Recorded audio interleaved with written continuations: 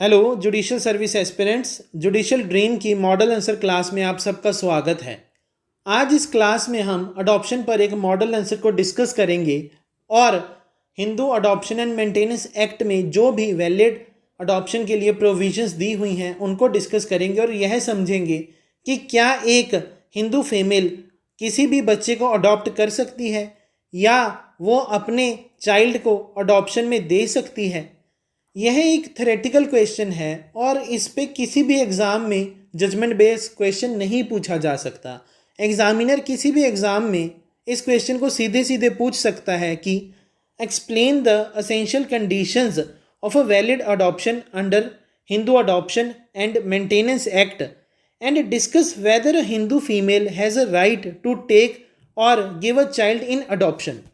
किसी भी एग्ज़ाम में अगर हमें ये क्वेश्चन पूछा जाता है तो हमने इसके आंसर में सबसे पहले यह बताना है कि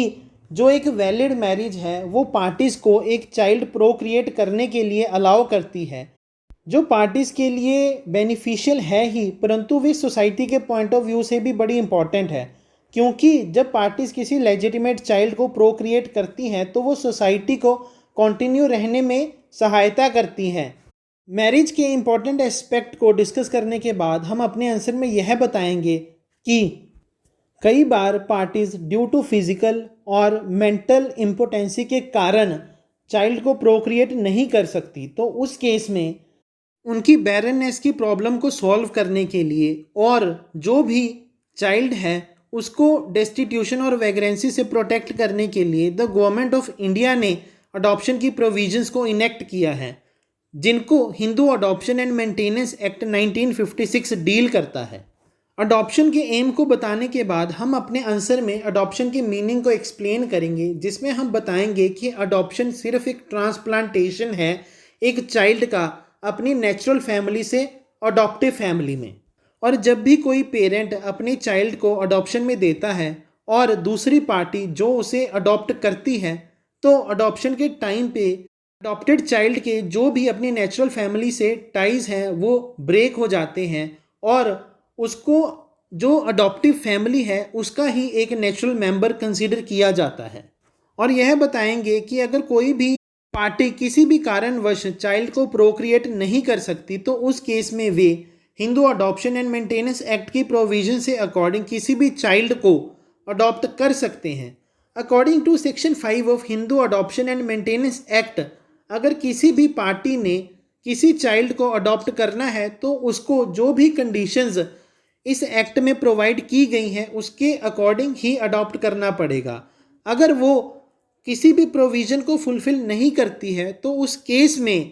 उस अडॉप्शन को वॉइड माना जाएगा और वो अडॉप्शन कोई भी राइट और लाइबिलिटी को अराइज नहीं करेगी।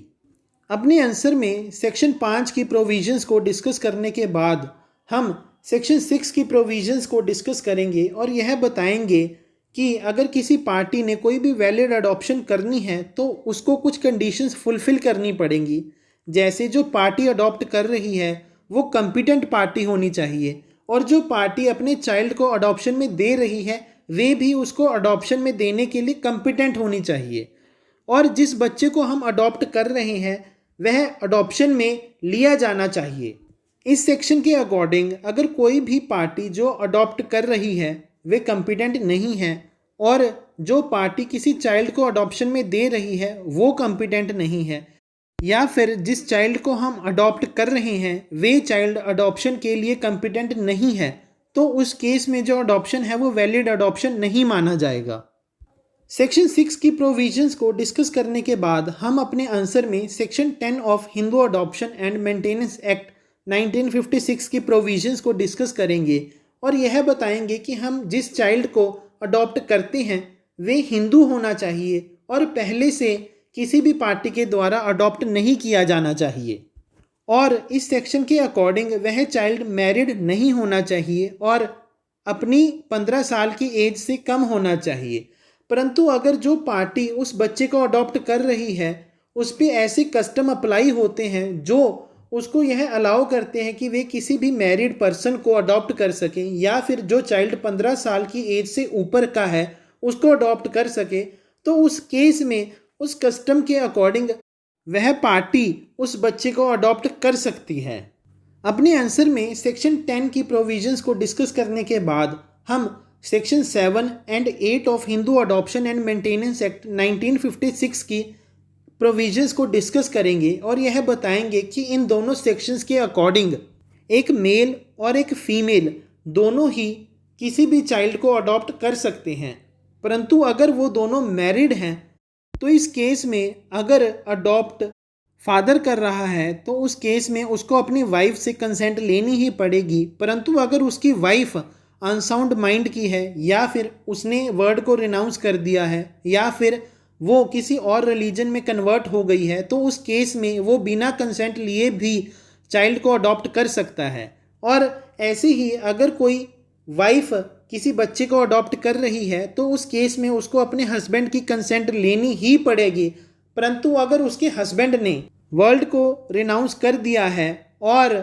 या फिर वो किसी और रिलीजन में कन्वर्ट हो गया है या वह अनसाउंड माइंड का हो गया है तो उस कंडीशन में वाइफ भी अपने हस्बैंड की कंसेंट को स्किप कर सकती है और बिना कंसेंट लिए भी वो किसी भी चाइल्ड को अडॉप्ट कर सकती है।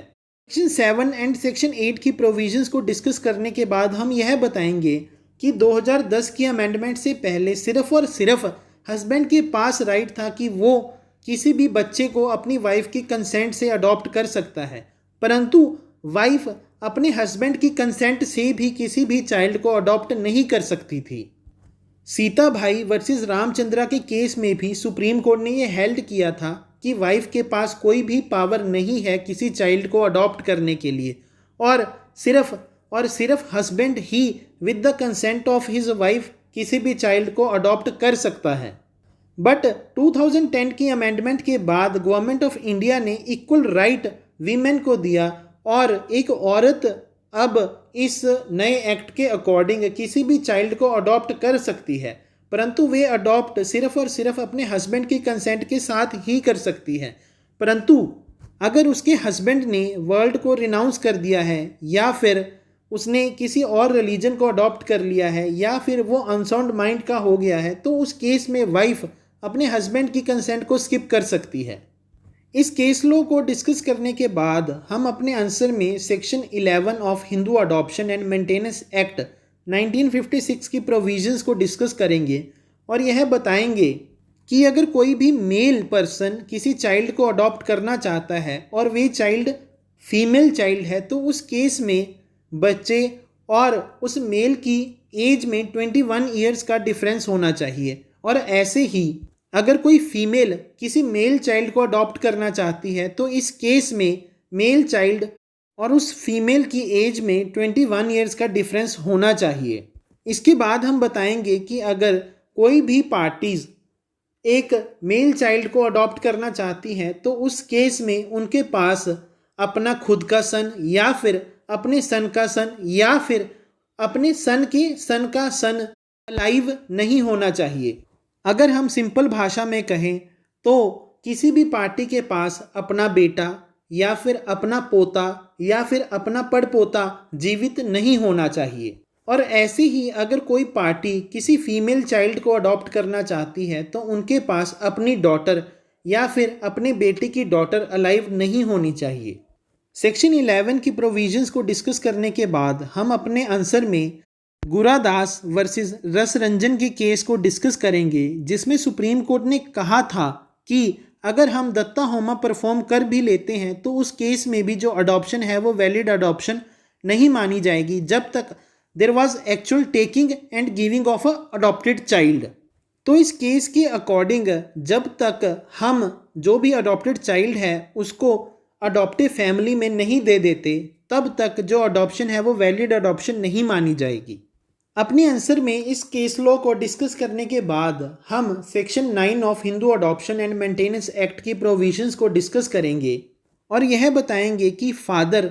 या फिर मदर दोनों के पास ही अपने बच्चे को अडॉप्शन में देने का अधिकार है, परंतु वे अपने बच्चे को तभी अडॉप्शन में दे सकते हैं जब उनको दूसरी पार्टी कंसेंट देती है। परंतु अगर जो दूसरी पार्टी है वो अनसाउंड माइंड की है या फिर उसने वर्ल्ड को रिनाउंस कर दिया है या फिर वो किसी और रिलीजन में कन्वर्ट हो गई है तो उस केस में उस पार्टी की कंसेंट की आवश्यकता नहीं है, परंतु बाकी हर केस में वाइफ या फिर हस्बैंड को अपनी हस्बैंड या फिर वाइफ की कंसेंट लेने की ज़रूरत है ही है।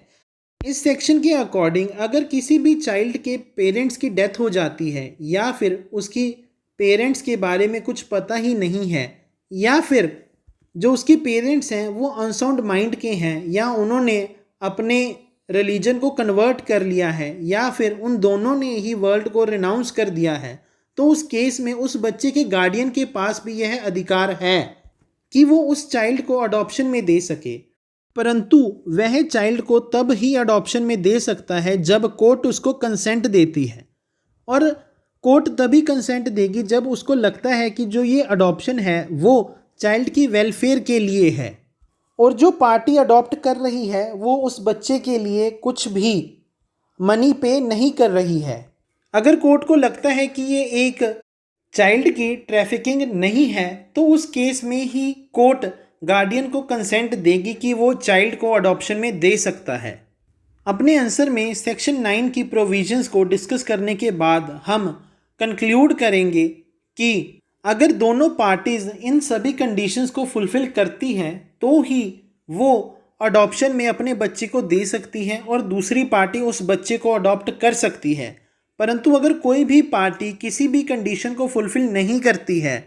तो उस केस में उस अडॉप्शन को वैलिड अडॉप्शन नहीं माना जाएगा और वे अडॉप्शन वॉइड अडॉप्शन होगी और वे किसी भी राइट या ऑब्लिगेशन को अराइज नहीं करेगी। और हम बताएंगे कि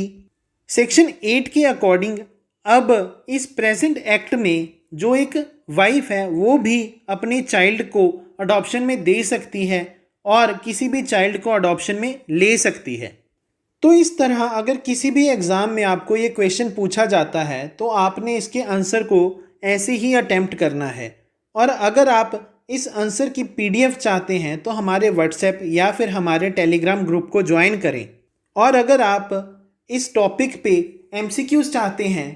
तो भी हमारे व्हाट्सएप या फिर हमारे टेलीग्राम ग्रुप को ज्वाइन करें। और अगर आपको हमारी कंसेप्ट क्लासेस समझ में आती हैं और आप इनको पसंद भी करते हैं तो हमारी हर एक वीडियो को शेयर करें और हमारे चैनल को सब्सक्राइब करें, फॉलो करें।